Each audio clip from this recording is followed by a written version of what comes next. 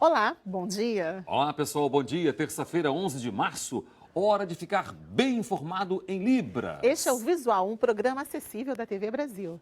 Nos acompanhe pelo Facebook, nosso endereço é facebook.com/visual TV Brasil. E está no ar o Visual.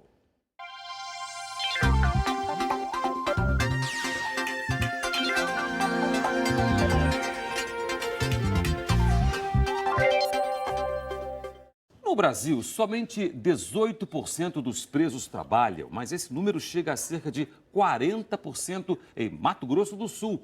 E essa diferença tem um efeito positivo no sistema prisional. Veja com a tradução de Jonatas Narciso. Os detentos fabricam tijolos ecológicos, trabalham no preparo da mandioca e fazem armação de ferro. Ageu é um dos internos que ocupam parte do tempo com trabalho, enquanto cumprem a pena. A gente ganha um sustento, um dinheiro à parte por estar trabalhando e a remissão que ajuda muito a gente no dia a dia.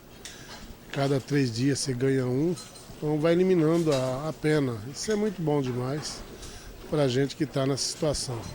O índice de atividades envolvendo detentos no sistema carcerário no Brasil é de 18%. Em Mato Grosso do Sul, são cerca de 40%.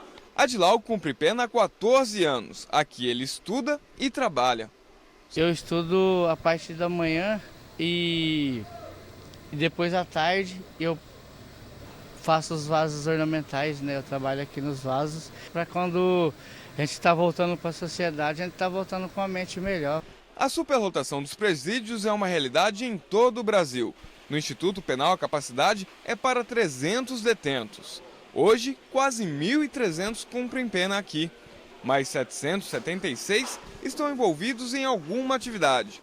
O trabalho é uma forma de contornar o problema. A superlotação ocasiona aquela ociosidade. Então, soltando para a oficina de trabalho, para o curso, para a educação, para a escola, a gente consegue diversificar. E isso ameniza, tira aquele clima de tensão e vem ao encontro do que a gente busca, que é o interno trabalhando, sendo valorizado, sendo prioridade, e a família também vê isso com os bons olhos e a sociedade também. Nós precisamos devolver essa pessoa melhor para a sociedade.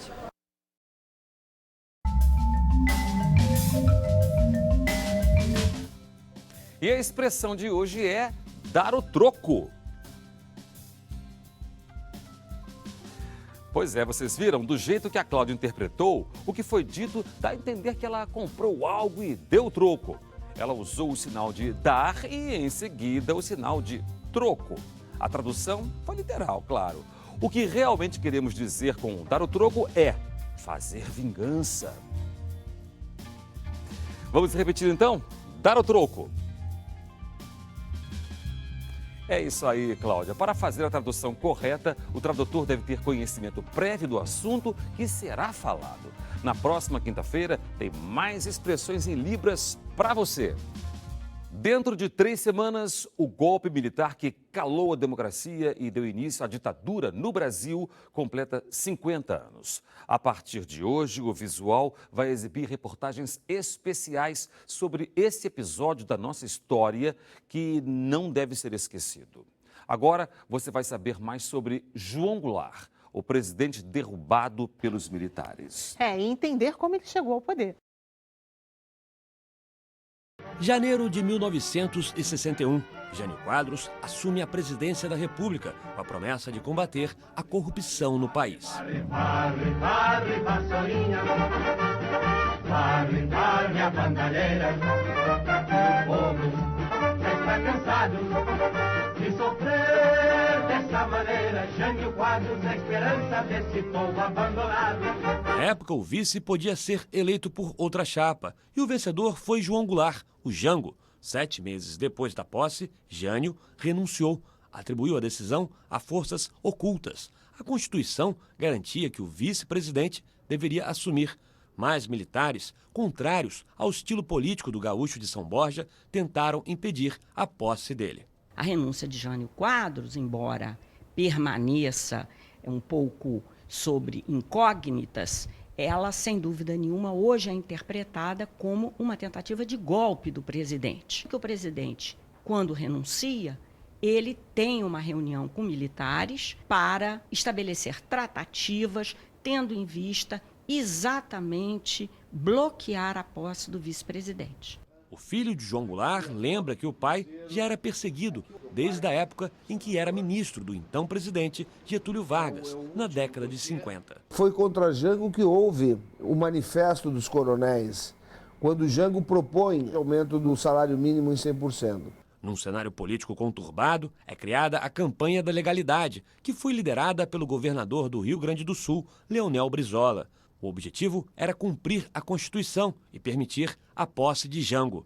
O Jango está na China, naquele momento, por um convite pessoal do presidente Mao Tse-tung, ele foi taxado de comunista. O economista Tito Riffe, filho do jornalista Raul Riffe, que foi secretário de imprensa de João Goulart, lembra das dificuldades enfrentadas para garantir que Jango chegasse à presidência. Meu pai, então, acompanhou de longe, junto com o João Goulart, o desenvolvimento dos acontecimentos, e ele chegou até antes ao Brasil. Jango pediu a ele que viesse para verificar exatamente qual era a situação política e o desenrolar dos acontecimentos no Brasil. João Goulart só conseguiu assumir depois que o Congresso Nacional aprovou uma emenda constitucional, alterando o sistema de governo do Brasil. Foi implantado o parlamentarismo e Jango começou a governar com poderes limitados. A solução parlamentarista é fruto, portanto, de uma grande negociação política entre partidos políticos, entre, portanto, forças políticas civis e forças militares, porque a junta militar foi convencida que esta seria uma possibilidade de saída. Foi um ato legal do Congresso Nacional, que Jango aceita e assume o governo de uma forma de contornar a crise e de evitar uma guerra civil já em 61, naquele momento.